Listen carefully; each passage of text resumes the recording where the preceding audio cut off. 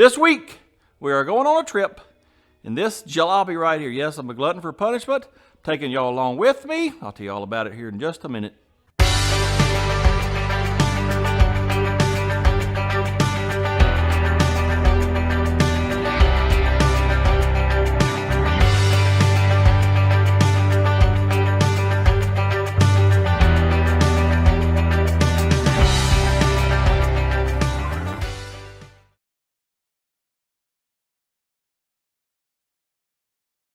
Where are we going? Great question, glad you asked. We're headed to a town called Goldsboro, North Carolina. Well, why are we going there? Even better question, glad you asked that one too. I got a sister, let me get it right. My oldest sister lives out there. I'm the youngest, by the way, in case you didn't know that. Anyway, I got a sister, lives out there. Her husband, my brother-in-law, is into old cars too. He will buy them. He's got a guy that completely restores them. I'm talking top notch. He takes them to Barrett Jackson auctions and sells them. And, well, he's got a shop completely full of old cars. Well, he did last time I was out there. And we had discussed, it's been probably 2 years, about me going out there and doing some will it runs on them old cars. I was like, yeah, I'd love to. This thing over here, 6 months ago, I planned on taking a trip out there in it. Well, if you've been watching the channel for any amount of time, you know this thing right here is just, it's been a pain from day one. I mean, everything I've done has just been a disaster. Well, I think we finally got it ready to go on this trip. There's a few minute things I want to do. Anyways, I'm going to take this out there. We're going to do a will it run on several vehicles. I'm going to plan on staying out there a couple weeks. We'll talk about that later. We'll talk about the cars and stuff when we get there. But right now, let me show you the stuff that I want to do on this truck before we leave. There's only one thing that I really have to do, I feel like, before we leave, and that's valve cover gasket leaks. That's what we're fixing to do right now. I would like to get the speedometer hooked up. Don't have to. I want to get that kick down cable hooked up because, well, I'll tell you about that when we get there, my theory on that. What else? We need to do an alignment because she's towed out a little bit. She wants to wander back and forth. See these lines, white lines on the windshield? I don't know if it'll pick up on camera, where this scratched it in the past. I'm going to see if we can't buff them out because they're kind of annoying. Yep. What else? That's all I can think of right now. I think there is a couple more things.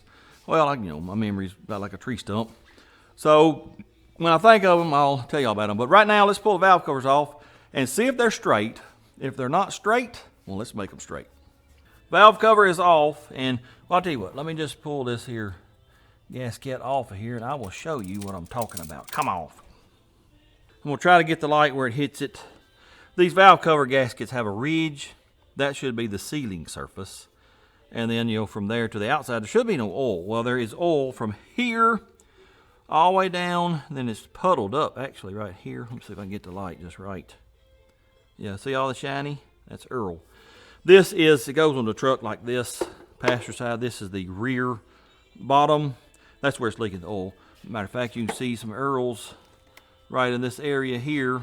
That's this area here. So either the gaskets are garbage or this valve cover's not flat. So let me get a straight edge and we'll just check it and see what it looks like. I got a straight edge. All I got is a square for now, but it'll tell us how true it is or not, or close enough. Oh yeah, she's bowed in the middle. Pretty doggone bad, yeah. Let me get a feeler gauge and I'll just show you. All right, I'm gonna start out with 15 thousandths. Let's see if that will slip through approximately right there. Easily, very easily. What about, there's 30. Will 30 do? Let's see.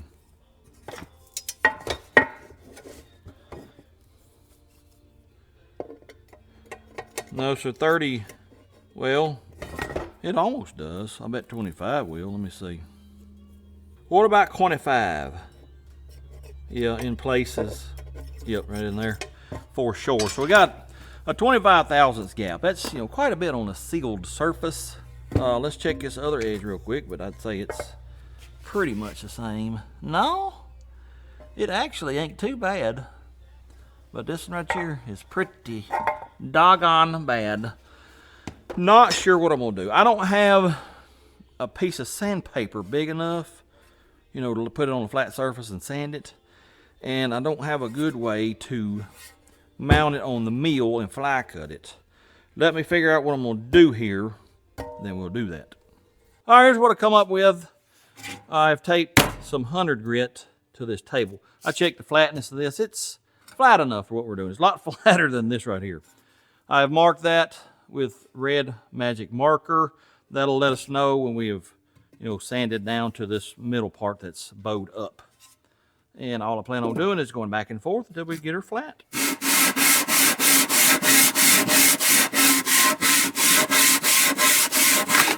Well, I didn't mean for it to do that, so I gotta be careful of that. Let me redo this here. All right, I'll just have to remember not to take the end of it past this end here. But you can see, hopefully, right here, the red's gone. It's starting to go here, and it ain't touched nothing here. We got a long way to go and a short time to get there. Let us get busy.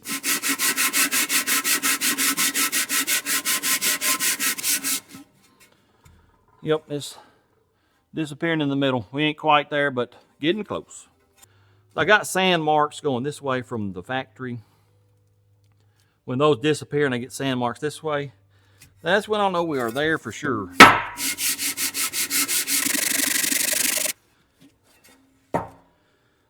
Yeah, we still like quite a bit from here to probably about right here. And then this is starting to do here, a little bit in here. I'll be back when I get it flat. I got one done. There are no sanding marks going this way anymore. They're all going this way.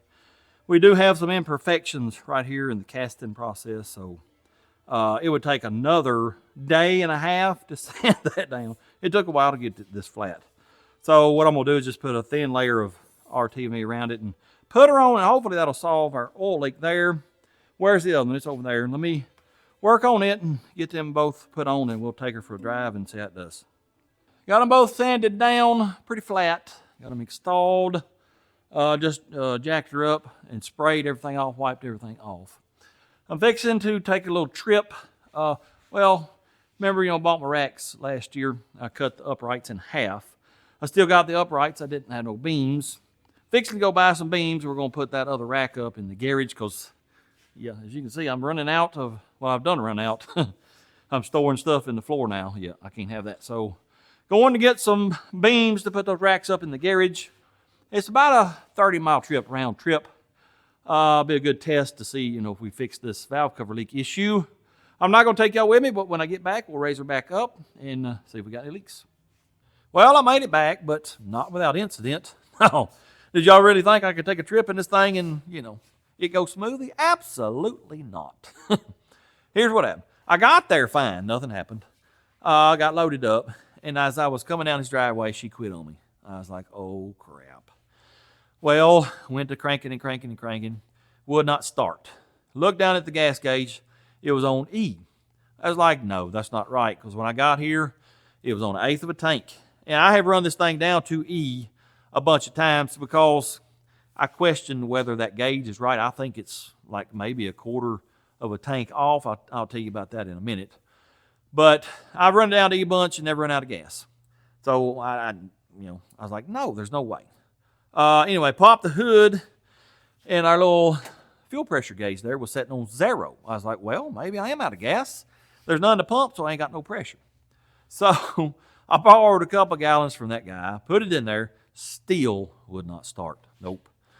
I thought, well, I don't know what's going on. Well, finally, I held her on the floor and just cranked and cranked and cranked.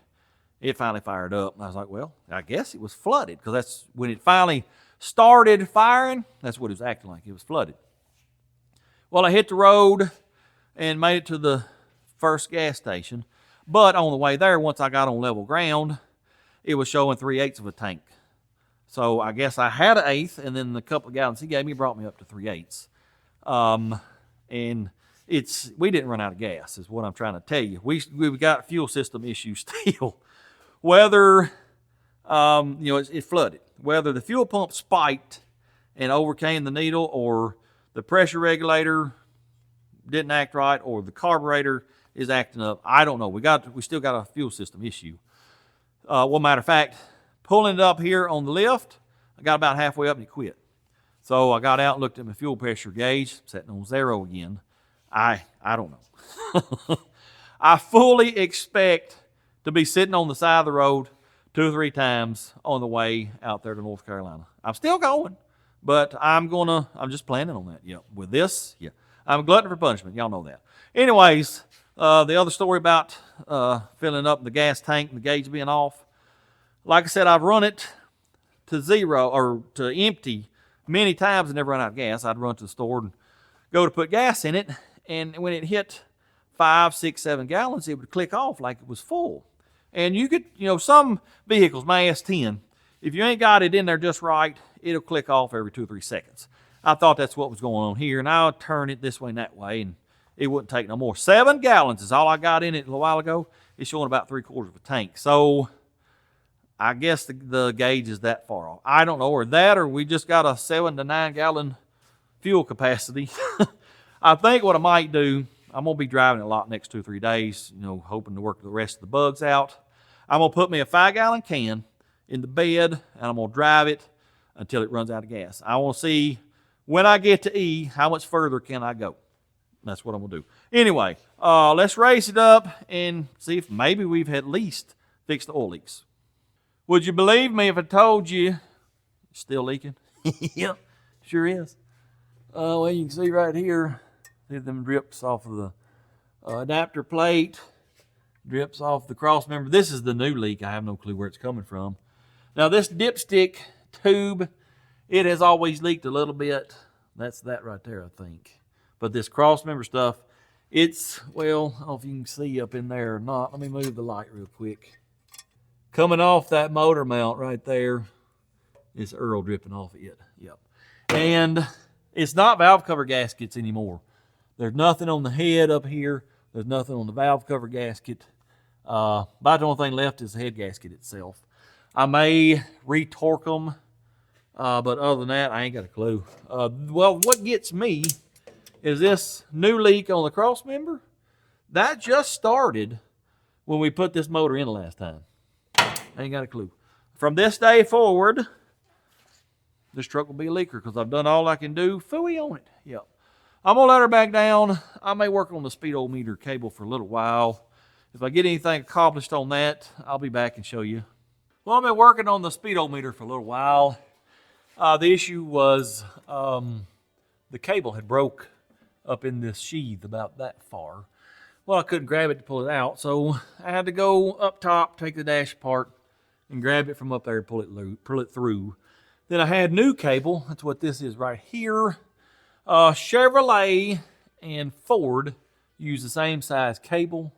And you know how they'll be square on the end? Well, from the factory. This is a repair cable. It's not. You have to use this little piece right here to crimp on there. It's a repair end, but it is square. They use the same square end too, Chevrolet and Ford. So all I have to do is change this end out, which I already have. This is a Chevrolet end to match the transmission. And then I got to crimp this little feller on there. I've been working out the length and all that. Fixing the crimper on, screw her in there, and we will have a speedometer. I don't know how far it'll be off because I don't know Ford's gearing versus GM. Here's the Ford gear end. They look, I don't know, similar maybe, probably not. But if I can have it work and say, I know it's 10 miles an hour off, then that's better than nothing. Keeps me from having to look at my phone every 5 minutes, 5 seconds. Anyway, let me crimp that end on, and we'll be done with that. I'm not showing a lot of this stuff, fellas, because this video, I wanted it to be about the trip, but, well, we still got to work on this piece of junk before I go. Anyways, let me get this end crimped on. I don't know what kind of crimpers you're supposed to have, but I'm using electrical crimpers because that's all I got. It'll either work or it won't. That's all I can tell you. All right, here we go. Chompa. That's pretty thick. Chompa. Well, it's on, but it's a wee bit crooked and it's broke. So this is not going to work. Nope. It sure ain't. I mean, it might for a little bit till this breaks. I'm going to have to get online and order a new end because that won't ever last very long. But let's go ahead and put it in anyways. And I might jack the rear end up because I don't feel like it's dark outside. Might jack the rear end up, put it in gear, and just see what it reads. Yeah, I don't expect this to last very long because that end had already been used. That's all I had. I drilled it out and re-crimped it, and well, it broke. Trying to backyard butchery it is, what I'm getting at. I'll see if I can order one on Amazon, get it here pretty quick. If not, well, we won't have a speedometer, I guess. All right, let me jack it up. I got to jack it up anyway because I want to pull this gear out and see what color this gear is on here. I think they go by colors. And then that'll tell me what gears to order to try to maybe, get the speedometer close. Anyways, let's run it, see what it does. All right, let's fire it up and see if we got any speedometers.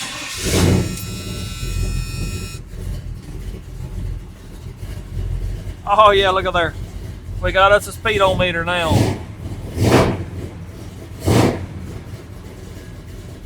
I have no clue how far it is off, but that is good enough for now. I gotta put this here dash back together. I tried to fix all the lights. Yeah, that was a disaster. Half of them don't work and I can't get them to work. What I'm gonna do now is, now that I got her jacked up in the back, the transmission fluid, going to the front, I can pull that speedometer gear out, look in there and see what color is on the output shaft. I think they go by color. I know it's a different tooth count too, but it seems like they go by color too. Anyways, let's pull that out and see what we got. All right, let's get this little fella out of here. Well, that ain't a 3/8. What are you? Is it a 10 mama? Yes, it is. I don't understand that.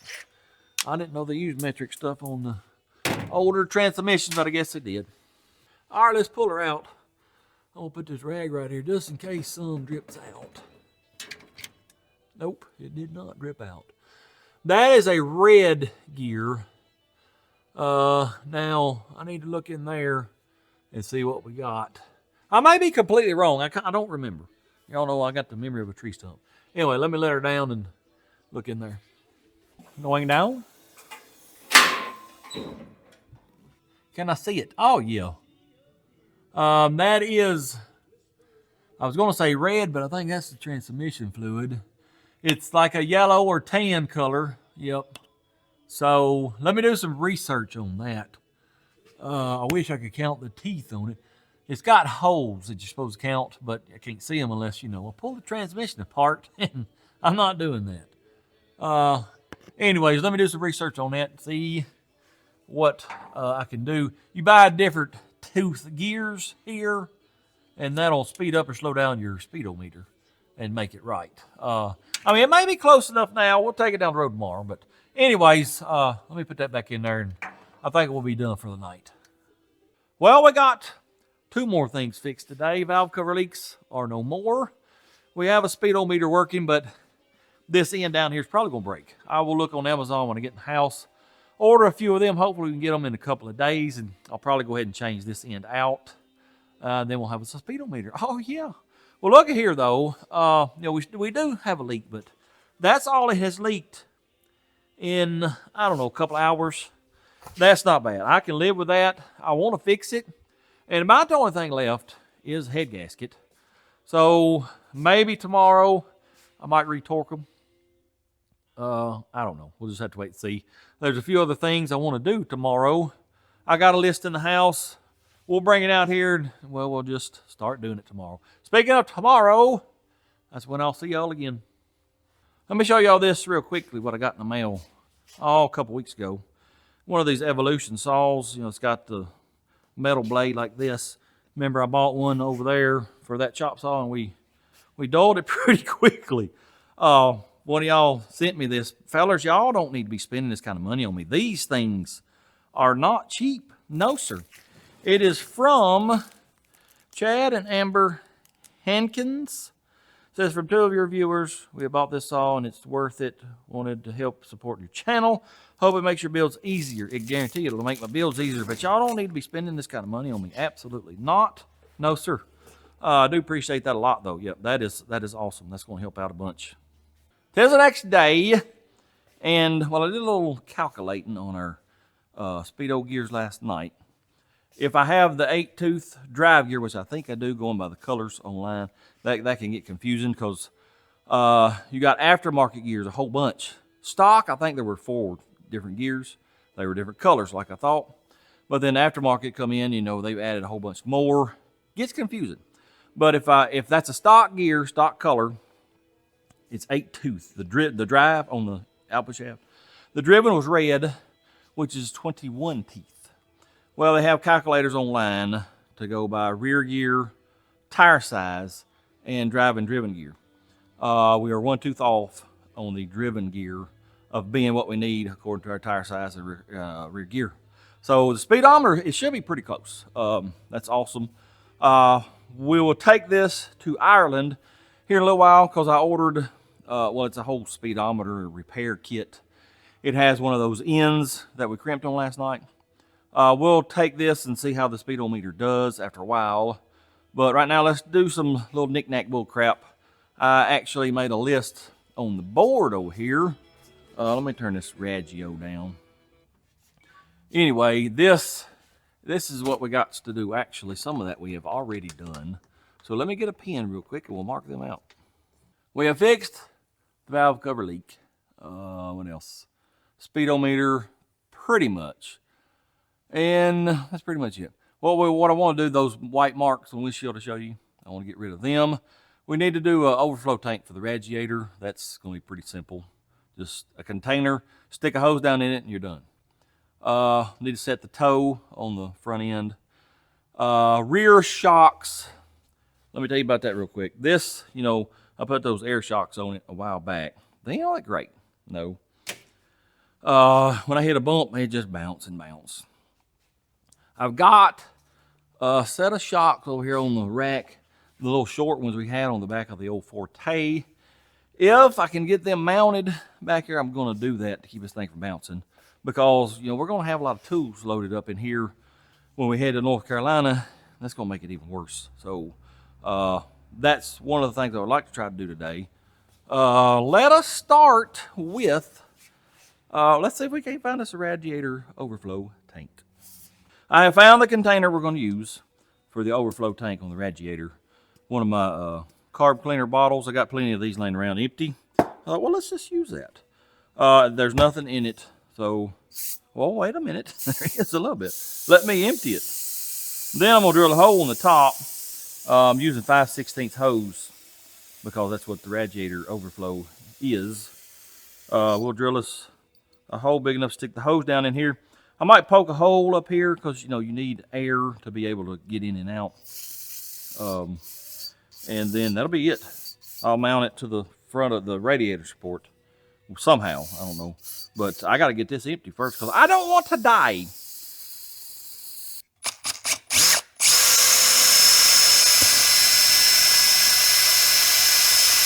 There it goes.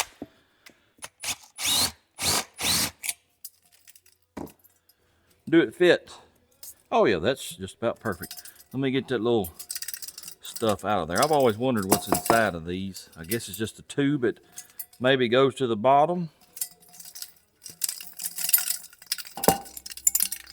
Aha! The straw goes to the bottom. There's some other stuff down in there. Let me get that out and then we'll mount this to the truck. I'm just going to use a hose clamp and screw it to this radiator support here. That don't look bad. I think we'll do her exactly right there.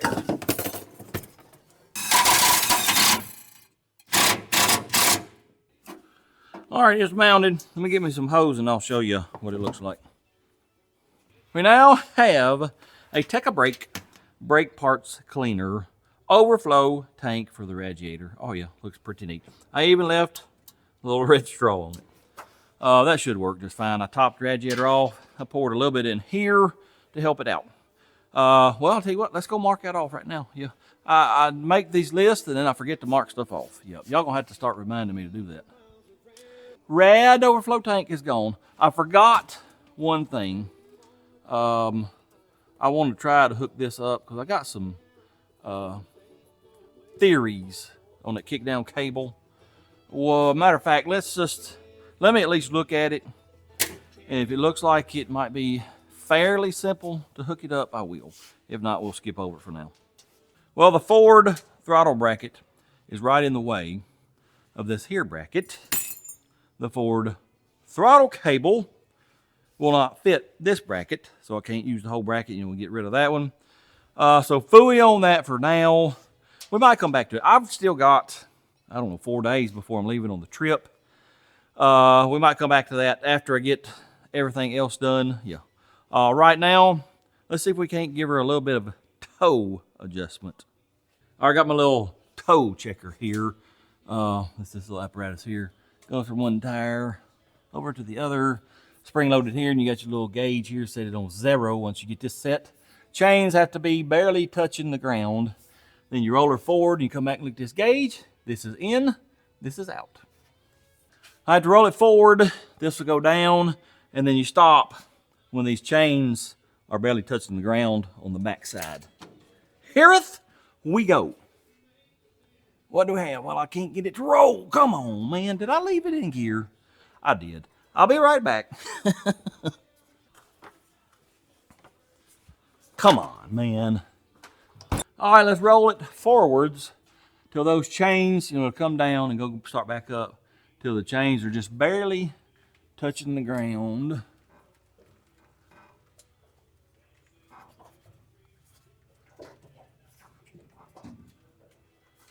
About right there. What do we have? It's saying it's 0. I don't agree with that. No. Because the way it wanders, it's usually towed out. But it does need to be towed in a little bit, so let me do some adjusting on that. And then I guess we'll be done with that.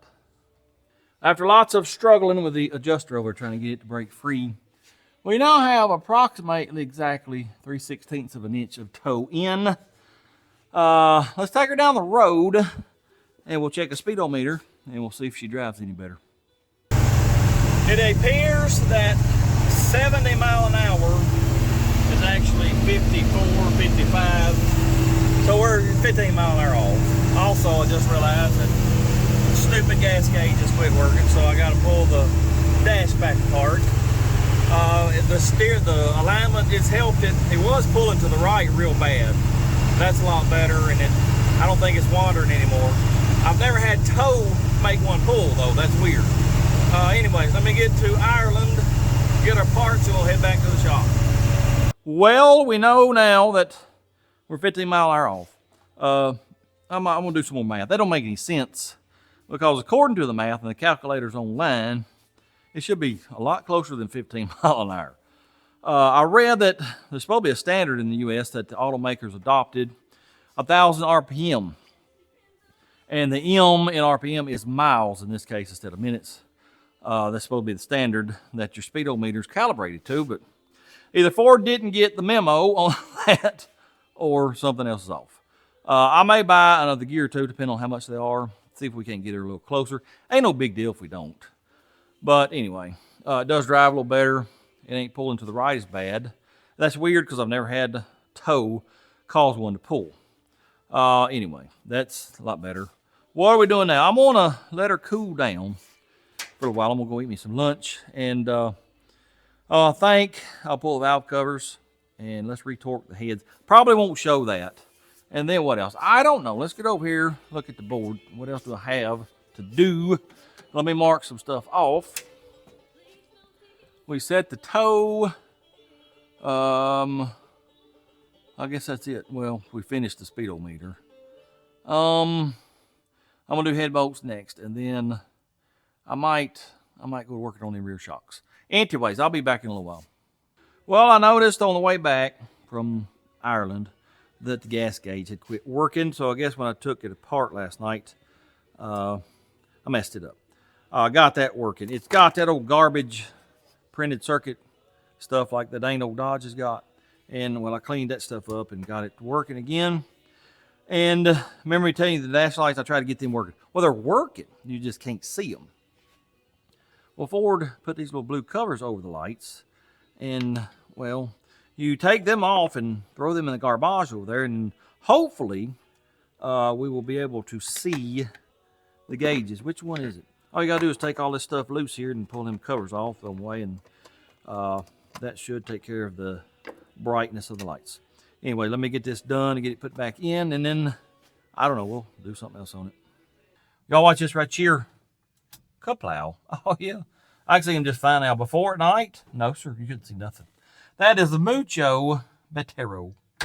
Well, it appears we got us a storm a brewing. Goodness gracious. Let me get back in here. We got a thunderstorm warning for next 30 minutes or so. It said with gusts of 60 miles per hour.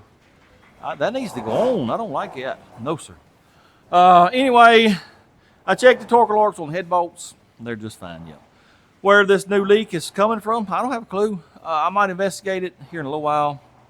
I'm going to put some RTMV around that dipstick tube. But I don't think that's where it's coming from, not the big leak.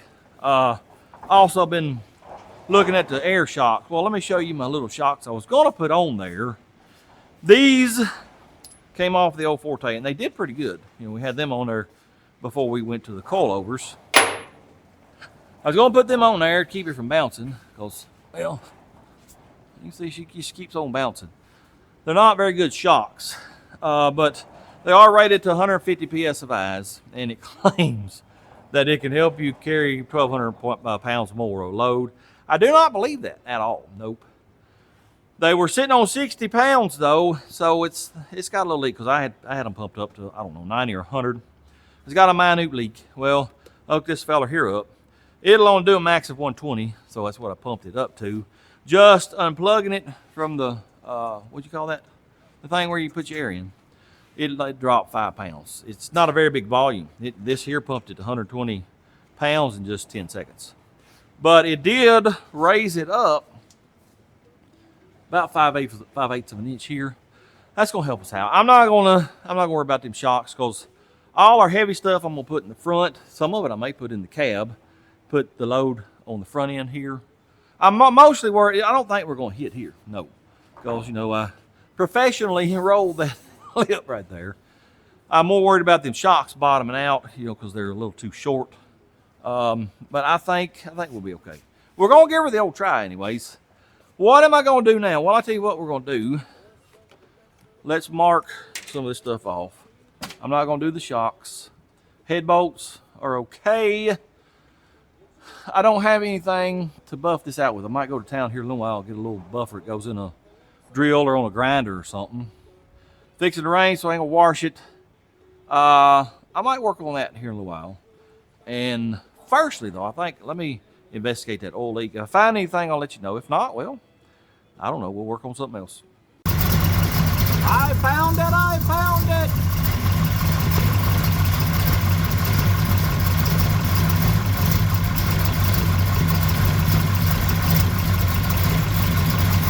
Yip, yippity, yip, hip, hip, hooray, whatever you want to call it. I believe I have found the last oil leak. We all saw it dripping off the oil pan up front here. Well, I thought it was going to be the timing chain cover. You know, I had to pull it off and put the cam in. You know, I put a lot of goop on where it meets the block and the oil pan and all that. I thought that's where it's going to be leaking. No, sir. See this little 1/8 inch line? It's oil pressure gauge line. When I put the motor back in, screwed that onto the little fitting. Well, it went cockeyed on me. I think I over-tightened it. So I changed this fitting out, but kept the nut because I didn't think the nut was bad. And, of course, the ferrule, too. Well, apparently I was wrong. So I have gotten a whole new fitting, new ferrule, new nut. Let me put that on there, and it's quite possible that for maybe just a few minutes anyway, this motor's going to be leak-free. Oh, yeah. Well, I have some very, very, very, very, very, very, very important breaking news to share with you. That fixed that big major leak. Yep. It's still leaking a wee bit from the dipstick tube, but it ain't enough to worry about. No, sir. That was the last major leak, And then I think, see this right here? It's either rear main seal or I'm pretty sure it's head gasket because I keep getting earls right in this area. It's not valve cover, so I think it is head gasket. I ain't gonna worry about it. No, sir. I got a few more things I want to do. I got 2 or 3 days to do them, so let me get busy doing that. Next time I see y'all, hopefully we'll be heading down the road. I just got over here to Mama's, gonna mow the yard, and look who showed up. Oh, Miss Daisy. Say hello, everybody. You doing all right, girl? You want a piece of bologna? I'll get you one here in a minute. Eastbound and down, loaded up and trucking. When I say loaded up, trust me, I mean it. Yep. I got every tool I can pack into these and still, be able to pick them up, put them in the bed of the truck. She squatted. Yes, sir. I don't think our tires are going to rub. I think we'll be okay, but we are going to be bottom out on the shocks. It'll be all right. Worst they can do is bend them. I did get a few more things fixed on the old piece of junk. We all done saw that last oil leak. Well, it's still got a little one somewhere. I ain't gonna worry about it. Nope. I don't know if the rear main or possible head gasket. Ain't gonna worry about it. I got the gas gauge working. It goes all the way full now. Let me tell you, this little feller here, yep, loves the gas. It's gonna break me on the gasoline cost, but oh well. Had to work on the cigarette lighter so I could have my phone and speakers to listen to music on the way. And we have passing gear now. That is awesome. Yep, I hooked up that kick down cable. It does pretty good. It shifts around, I think, 52, 5300. It's kind of hard to watch the tack and, try to keep it straight, because when you nail it in first, well, it's actually unshifted to second. It downshifts to first and starts spinning, and it shifts while it's spinning. It's about 52, 5300. It's better than it was. There's some adjusting to do on there, but it's much better than it was. Also, if you can't tell, I gave it a very quick window tint job. It's a 20-footer. Yeah, it looks pretty good for 20 foot, but up close, yeah, you can tell. An amateur backyard butcherist did that. Yep. Anyways, it's very late. I was up late last night trying to get stuff ready, so it's late now. Let's get in the truck, hit the road. Here's how the trip's going to go. I've always wanted to do this. Just head across the state. If I see somewhere I want to stop and look at something, that's what I'm gonna do.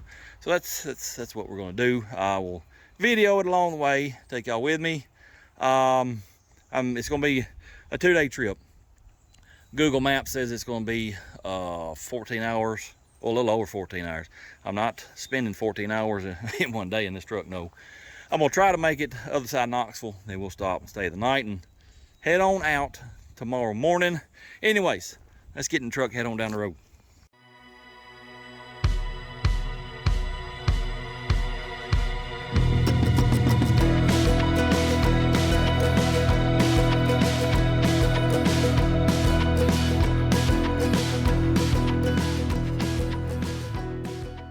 Well, I made it a whopping 25 miles to Nashville. Carburetor devices won't act up. Every time I stop at a red light, I have to hold my foot on the gas or it'll die. But actually, when I pulled in here, it did die. Let me do a little adjusting on the idle mixture screws. Maybe that'll help it out. I don't know. It's just barely idling now.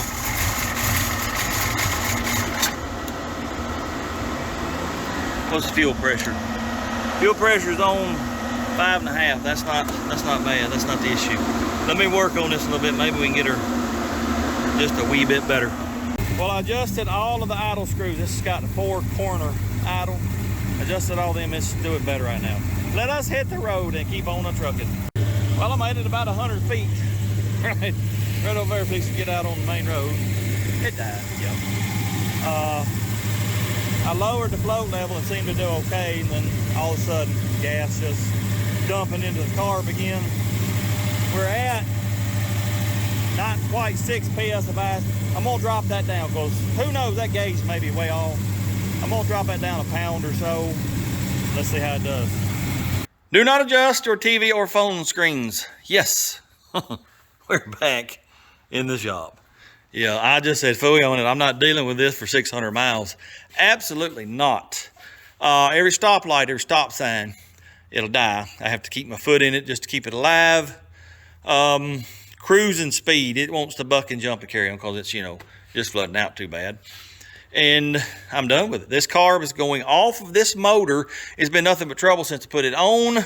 Well, it's par for the course for this motor. It don't make any sense because everything in it's brand new. It's got a brand new float bowl, knee seat, float, all gaskets. Yeah, it don't make no sense. Well, it's MLS is what it is, and the curse of the silver bullet. That's what we'll call it from now on. Anything that goes wrong with this truck is the curse of the silver bullet. What we're going to do is I'm going to steal the carb off of the Jolly Green Giant, that 600. Been a pretty good carb. And put that on here. This one, if I think about it long enough, I may get my big Hummer and just smash it to pieces. Let me get that swapped out, and then we're going to try this again tomorrow because it's already 1 o'clock in the afternoon. I ain't leaving on the trip this time of day. No, sir. I'll get up bright and early tomorrow morning. That way I'm not rushed. We can stop wherever we want to, do whatever we want, and we'll give her another try. All right, let's get this big pile of garbagery out of this vehicle and possibly into the trash can. Well, I got to get that loose. All right, bye-bye. Does anybody need a good used 750 Holly double pumper? I got one, I'll sell you. Yep. I got to swap the doohickeys here. That and there might work for the transmission, but I got to swap that for the throttle. I forgot to tell y'all, when I got here, I got about halfway in the shop, almost starting onto the lift. She died. And could barely get it started back, and I had to keep it revved up. It was flooding so bad. Well, I couldn't rev it up and put it in gear, with their transmission up. So I eventually had to roll back on semi-flat ground. Then it fired up and acted right. I'm starting to think maybe the elevation of or the angle of the carb had something to do with it. But why? I mean, if it can't handle a little hill, well, it's a pile of garbage. Anyway, let me get them swapped out. And I'm going to drive it around here for a little while and check it out. Do some stop and go traffic. If it does all right, then we're good. And if not, well, we may go in a different vehicle. All right, let me hit them with a ratchet and get all this other stuff hooked up. I got to reset my kickdown cable. And then I'll take it for a drive, and I will report back and let y'all know how it does. Well, I took that carb back off. There's something wrong with it too. It wasn't flooding, but you remember how it did on the Jolly Green Giant? There's something wrong with the idle, so I don't know. We had to turn one side, the idle mixer screw, like one turn out more because we had 4 dead cylinders basically at idle. Well, I put it on, fired it up, and it was idling at like 500 RPM. So I cranked the idle speed screw. It come up to about 700, and then it wouldn't go any further until I kept turning, and then boom, all of a sudden it went to like 1100. There's something going on with the idle circuit on that one. It will do, but I don't want it. No, sir. Here's what we're doing. I'm experimenting, yes, right before I'm fixing to leave on a 600-mile trip with this. Yeah, that's been nothing but a pain. I'm experimenting. I took the float bowl off the 600, all the innards. It is now on the 750. If it still floods now, I don't know. If it don't, then there's something going on either with this new float bowl or the new kneeling seat. Let me put this back on, and I'll take it for a drive, and I'll let y'all know how it goes. Got the 750 double pumper on, fired it up, ran it for 2 minutes, and I had to shut her down. Yep. Remember our little dual feed line? Let me show you. Let me just show you so you know what not to buy. See this little feller here? Do not buy that ever. Don't. I'll never spend another penny on that garbage right there. It leaked like a sieve. I tightened them up tight as I could. Still leaked like a sieve. I said, fully on you. I ain't dealing with you no more either. Took it off. I've made me a new little dual inlet feed here. That's a piece of aluminum. Flared that end. I found this here T in the T drawer. And just connected everything with rubber hose. It'll do for now. I don't like rubber hose on the fuel line, but that's the best I can do. I got some stuff coming to fix that better, have flare fittings everywhere. We'll do that whenever, I get back. Let me fire it up. Hopefully it don't start flooding. I'm gonna take it, you know, drive it, stop and go and whatever. And if you don't hear from me, then we've got it fixed. If you do hear from me again, well, we got to do some more work on it. Anyways, hopefully I will see y'all tomorrow morning and we'll give this trip one more try. Here we are once again, fixing to try to make a trip in this old pile of junk. Just filled up and I did the math. Ain't good. About not quite 6.5 miles to the gallon. Yeah, that's not real good, no sir. Probably gonna have to take a small loan out just to get out there and back for gas money. Unless you would like to donate some gasoline money, you can do so by joining my Patreon or buying some merch. Link to both will be in the description down below. Anyways, let's hit the road. Probably won't hear from me again until the other side of Nashville, and I'll let you know how it did in stopping on traffic.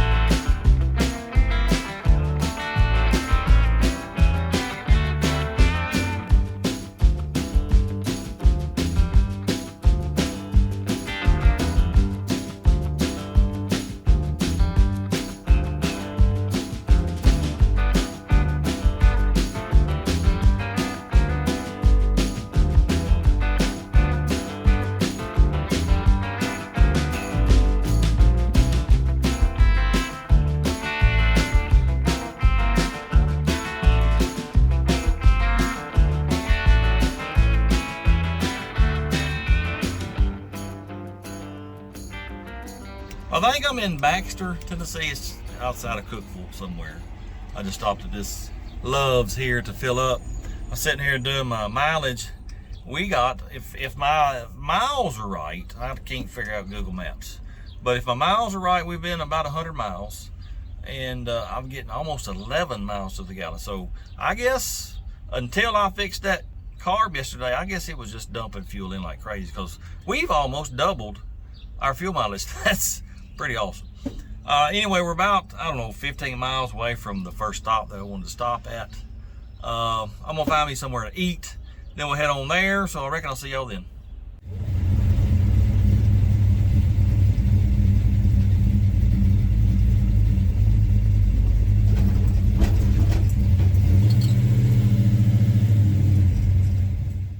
We are in Burgess Falls State Park. I think it's like 13 miles south of Cookville, is what I saw anyway.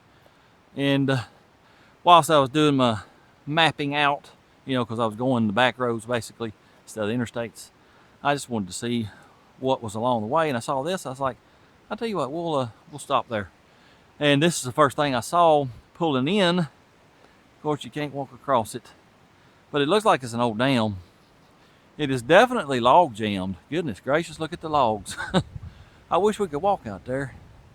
I almost would, but I see holes all in that pavement or whatever that is. So we probably shouldn't. Tell you what, let's walk down here. Maybe we can get a little better look at it. This looks like it used to be maybe an old boat ramp a long time ago. I don't think you're gonna put a boat in here now. No sir, not unless the boat's four-wheel drive. Look at the logs though, my goodness. I bet a beaver would have a heyday in that right there. We'll walk on the other side here in a minute. There's a trail. Well, there's just all kind of trails. We're going to hit a lot of this. I'm going to spend an hour or two here. Then we'll hit the road again. But let's just walk around and look at everything. That is pretty neat though. All that old steel, ironworks and stuff. Ain't no telling how long that's been here. This is the other side of that dam. We'll get down here in just a second. See that water spilling over.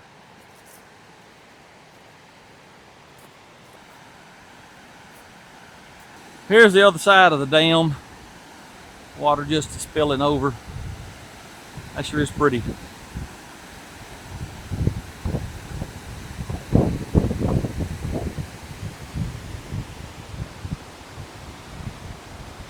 Let's see if we can find where the waterfalls are. If you know what these two boxes are, let me know. I thought they were bird houses, but no, sir.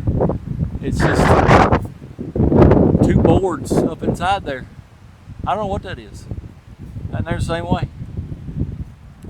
Here's a creek, I guess you'd call it, just below the dam right there. She's log jam too, almost. That's a lot of logs. That's probably, I say a lot of that's probably from the rain we got here in the last few weeks. Man, there's a whole lot of logs around here. Sure is. Anyways, let's keep on trucking. Let's go down this way, see what we got. I hear rushing water right down there.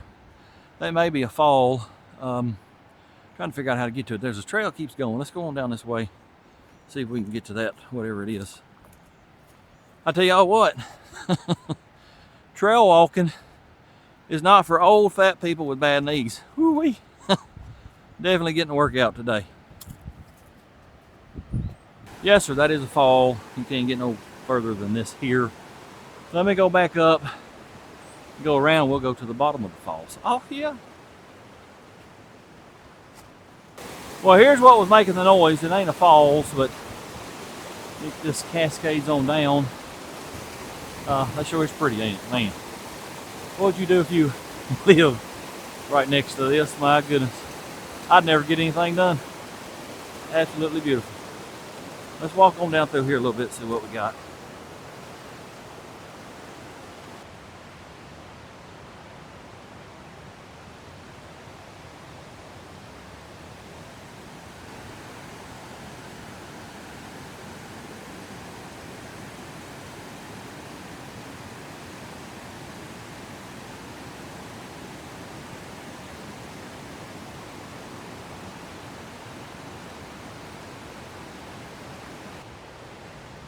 I'm still looking for the falls.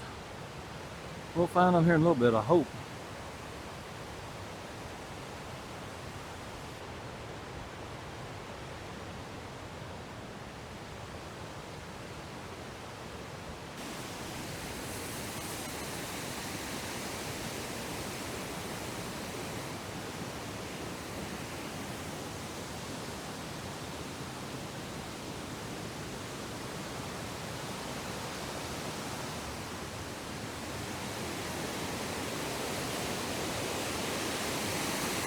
I reckon we found the falls.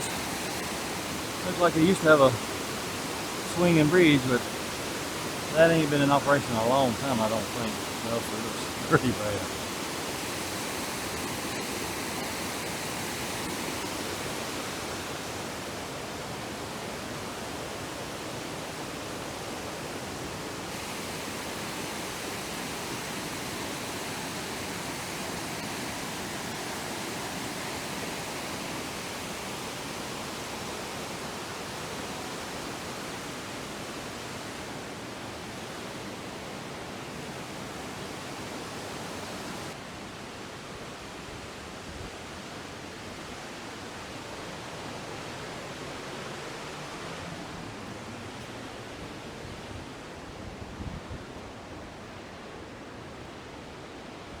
Extremely, extremely peaceful. All you can hear is the falls and the water rushing.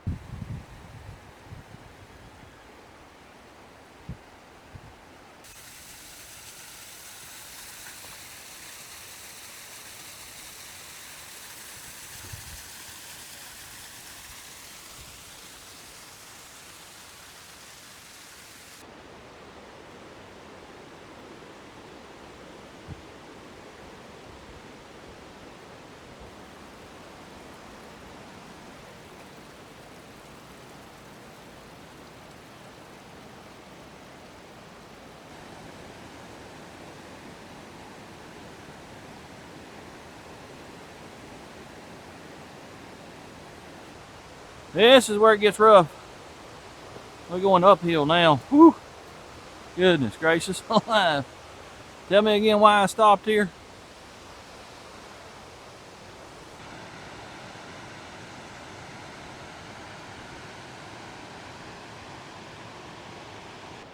Well, I managed to make it up all them steps. I only had to stop once, I think.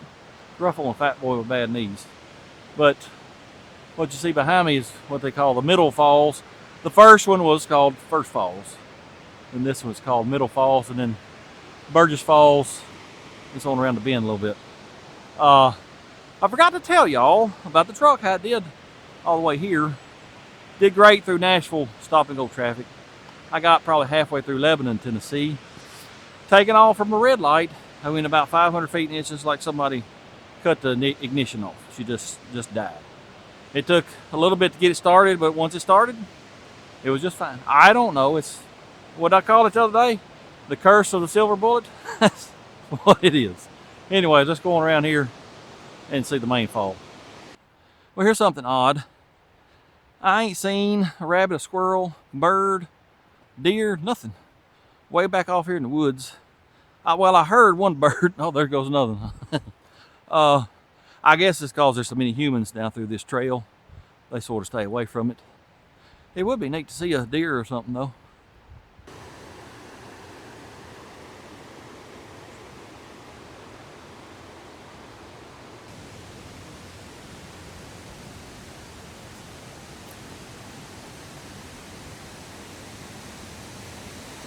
Tis a long, long way down. Whew.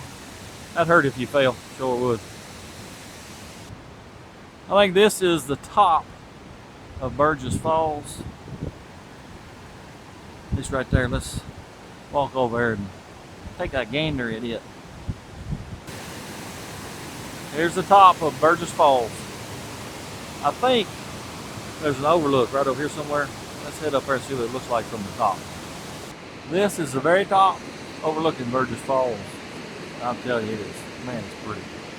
Absolutely beautiful.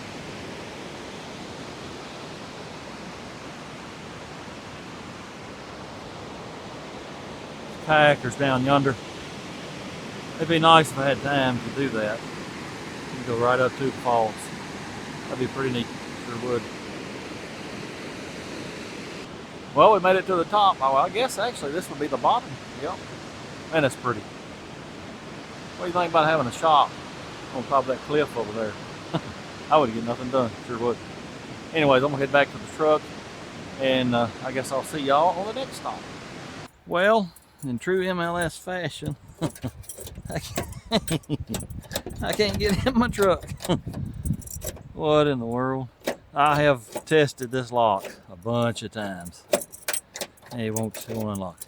And that over there unlocked, but I unlocked it from the inside and still can't open it. So this is great. Yo, I got to pull everything out, climb in and put it back in. How am I going to do that? Let me see what I can figure out. As you can see, I finally got it open. Something going on with the lock mechanism.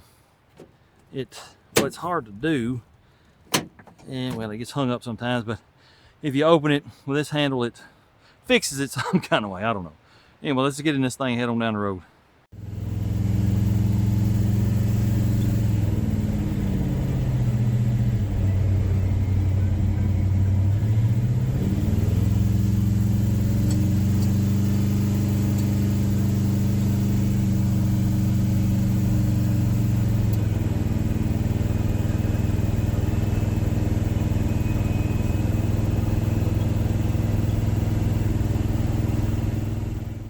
Been trying to get Google Maps to work for, I don't know, 20 minutes or so. It's just, Google Maps is just, they're insane.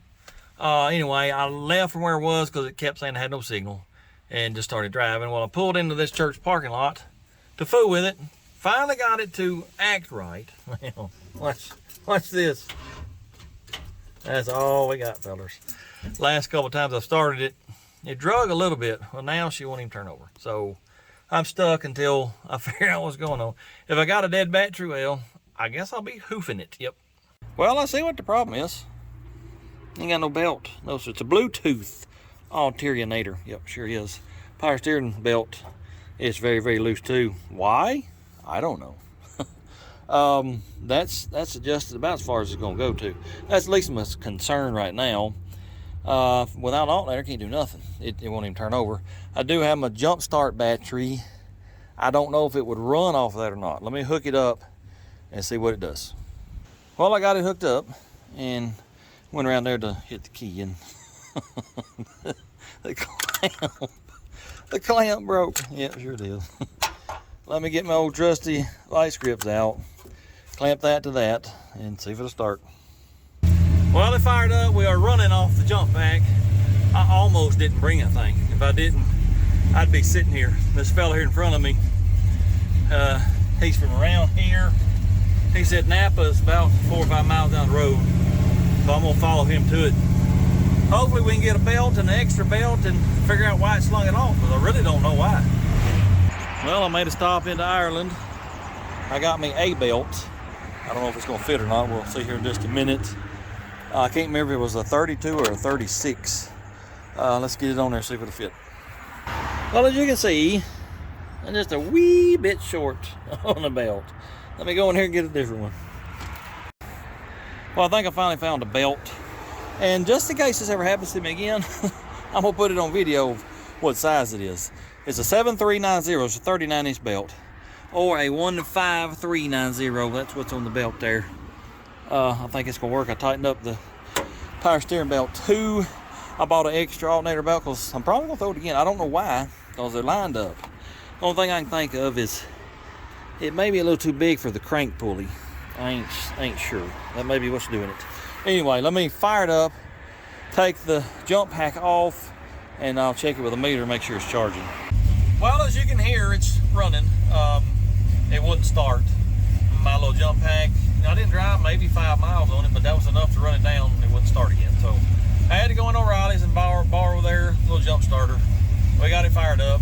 I put the meter on it. It's putting out 13.5 volts, so it's charging.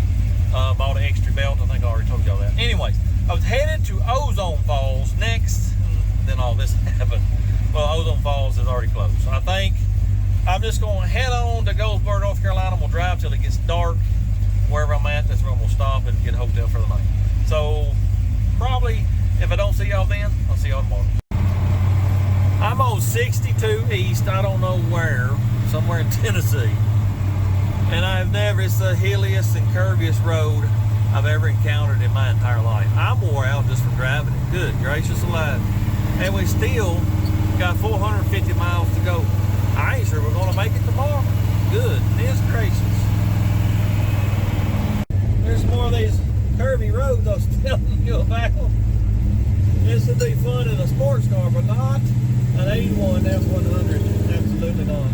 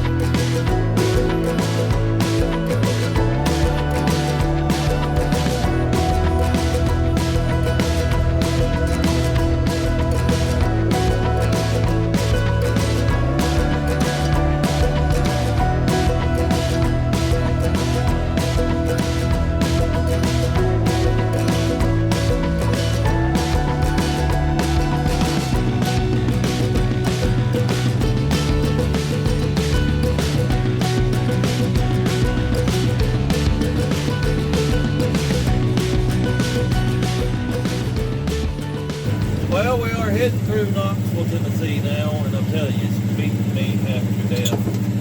This truck bounces so bad. I need to, oh my goodness gracious. Here comes another down here. I need to find a place to pull over and idle this truck up a little bit, because it's starting to get on my nerves. Every time I stop at stoplight now it dies, but it fires right back up. It's not flooding out, it's just for whatever reason it's idled itself down. I don't know. Anyway, as soon as I can find a decent place to pull over, I will. Whoa, yeah, bouncy bounce. Man, I wish y'all could feel this. I wish somebody was outside the truck videoing it as I'm going down the road. Pretty sure the back tires are coming off the ground. Anyway, I'm gonna try to make it through Knoxville. I'm gonna keep on going until I get tired and sleepy. So we still got about 400 miles to go. Yep. I don't know that we're ever gonna get there. Anyway, I'll see y'all later. Made it to Johnson City, Tennessee last night, about 11:30. That is about halfway. We still got 300 miles to go. Google Maps says it's gonna take about 6 hours, 48 minutes. I'm gonna try to find at least one more place to stop on the way though. As you can see, nothing's in the bed. Well, I've started putting a little bit back, but I jammed everything in here. It's a mess. Those two big cases I rolled in my room last night, let me tell you, they weighed about 964 pounds a piece. They were quite heavy. Pretty sure I got a hernia and blew my back out at the same time. Let's check Earl's before we never started. See what we look like. Oh yeah, we have used some. I don't know if y'all can see that little, it's like somebody filed a mark. That's about halfway. Yeah, we've used quite a bit actually, or leaked it out. I don't know, probably leaked it out. I'll put some in it before we leave. Then, like I said, I got to get my two big cases loaded back up, man. That's, ooh. Anyways, let me get ready, get on the road. I got to get some breakfast. I'm a growing boy, I'm hungry. Wasting away to nothing. Once we get back on the road, hopefully I'll find us somewhere to stop. Well, I got everything loaded up. I got the gasolines filled up, got my belly filled up. Also, oh, by the way, I checked mileage again last night. We're getting about 11.25 miles to the gallon. A whole lot better than 6.5. Anyways, we're headed through Johnson City now. I was in Jonesboro last night, just right outside of Johnson City. Found a place called Fort Watauga, something or another. It looked pretty interesting, so I think we'll stop in there and check it out. But I got to get in the wind because I really need to get there tonight sometime. But we might find another place to stop. We'll just see. Well, we made it here. This is Fort Watauga. I did just a little bit of reading on it. It was built in, I think, the late 1700s, and then what you see here is not original, of course. I think this was rebuilt in 1970s, I think. Anyway, let's walk in here real quick to see what we got going on. Well, all of the buildings are locked up right here. You can't get in to see the stuff. This may have been a wasted stop right here. Yep. Let's walk around and see what we got.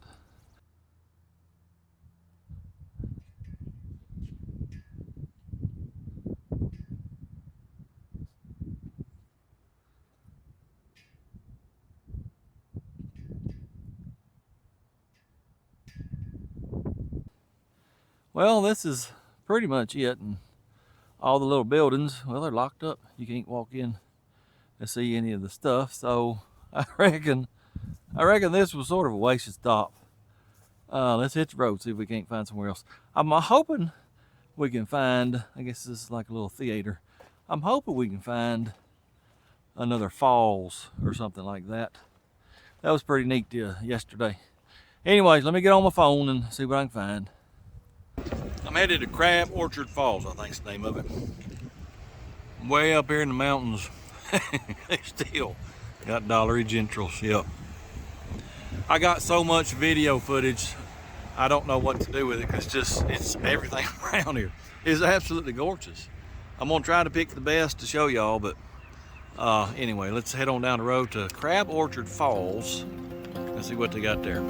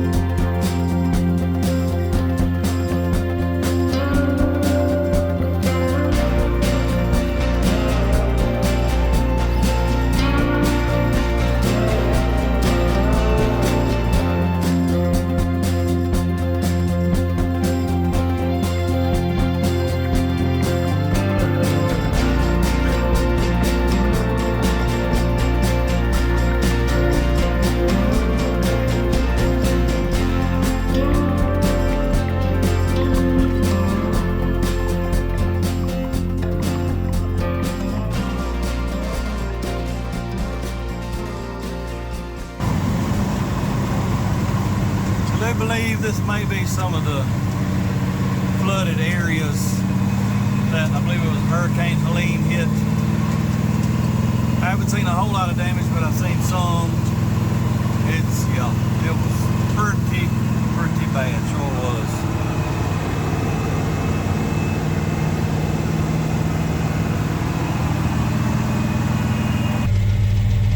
Y'all hear that? Yeah, that ain't good. That ain't good at all.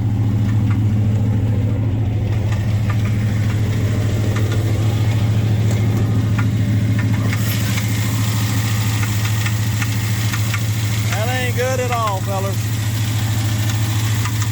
Well, I don't know what that was, but she started knocking right about there. I pulled over quickly as I could. It was smoking. Yeah, this is not good. Well, do you want the bad news or do you want the bad news? Because there ain't no good news. No, sir. Told y'all, I heard a knocking. I thought it was top end, but I wasn't completely sure. So I said, let's just pull the valve cover and see what's going on. Well, here's my rocker arm right there. Here is the lock for that rocker arm. Look down in there, and well, that's the stud. Broke a stud on that very back one. This is Edelbrock stuff too. This is supposed to be good stuff. Yeah, good stuff. Not sure what I'm going to do. I'm gonna look at the map and see where I'm at. Maybe, I don't know, to be honest. I don't know what I'm gonna do. I'm gonna pull this push rod out, put this valve cover on. If I can find a big city, big town, pretty close, that's where I'm gonna head. It'll be fine with 7 cylinders. Let me figure out what I'm gonna do. I'll let y'all know. Here's the deal, fellas. I pulled the push rod out of that valve still so it wouldn't be banging around because there's no rocker arm for it to be pushing against. And we're gonna drive it like that. We're gonna drive it on 7 cylinders. It's the only choice I've got. Boone, North Carolina is the closest city. I think it's 6 or 7 miles down. I checked O'Reilly's, AutoZone, Napa, all them, and of course they don't have any rocker arm studs in stock. I'd have to order it, and I can't hang around a day here for it to get here, so this is what we're gonna do. It has quit smoking. I don't know why it smoked. When I pulled in here, well, it is just a little bit now, I see it. That might be water vapor though, I don't know. Could have swore I smelled oil when I pulled in here. It's probably going to burn a little more oil because it's going to be sucking on a couple of different strokes now with no intake valve opening up, but I ain't worried about that. I'm going to go buy me another. Wait a minute, there's the smoke right there. Yeah, I don't know what's going on with it, fellas. We may not make it, but I'm going to stop somewhere and get another gallon of oil. Maybe we'll get there. We'll see. Coming to you from the future because, well, what you're about to see was very exciting for me. I just forgot to turn the camera on and record it. Well, when it first broke, I stopped in at Motorcycle Medic. They let me use their Wi-Fi. I appreciate that, guys. They pointed me in the direction of Boone, North Carolina. Told me there was an O'Reilly's there. So I headed to O'Reilly's and stopped there and asked the guys if they knew any local racers that might have a screw-in stud for this motor. Well, they gave me 2 numbers to call. I called both of them, and the person that I needed to talk to wasn't there. So I was like, well, I guess I'm just stuck. A few minutes later, one of the guys that works on O'Reilly come out to the truck and say, hey, Terry, the guy you're fixing to meet, said he thinks he can help you out. So I was like, that's awesome. That's when I got excited and just forgot to record anything.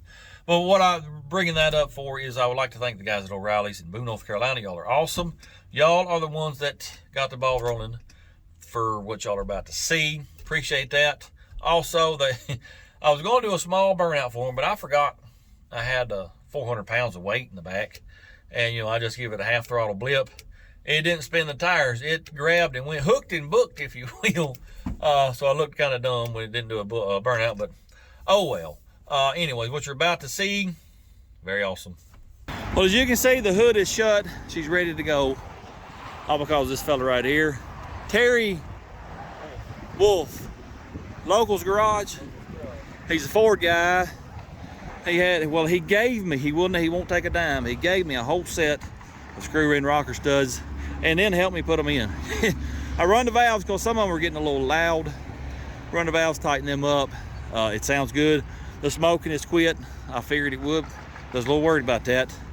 I still got 5.5 hours to go, so I gotta get in this truck, get in the wind, but that guy right there, he's awesome.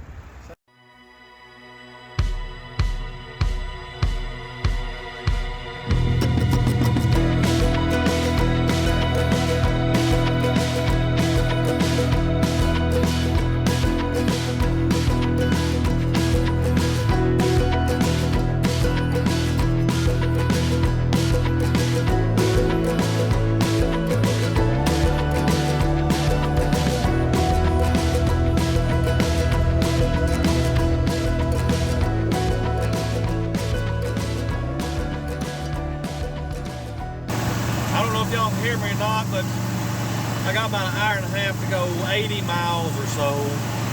Been driving in the dark for a couple hours, and I tell you what, these dim headlights ain't worth crap. This is dim, that's bright. Man, bright is so much better, but there's too much traffic for me to be able to leave them on dim. Then I got cars just blowing by me. But anyway, I'll get there in a little while. Well, I finally made it, and I'm gonna tell you what, I am absolutely wore out. I really am. I've never experienced anything like this. Took 2 days to do 630 miles. Now I knew, you know, taking the back roads, it was gonna take a little longer, but man, oh man, I didn't think I was gonna get here. You know, that truck beat me half to death. I'm not looking forward to the ride back home, but I do have some ideas bouncing around in my little pea brain that we can make improvements on that truck where possibly I can drive it on the interstate. The main obstacle is money, depending on how cheap I can get the parts. We'll just have to see. Anyway, I wanted to end this video walking y'all around here, show you some of the stuff we're going to be working on. Some of it is pretty neat. Let me just walk around and show you. It's a little dark in here right now, but here's an old Corvair. I think like a 58, 59 Cadillac, that car right there.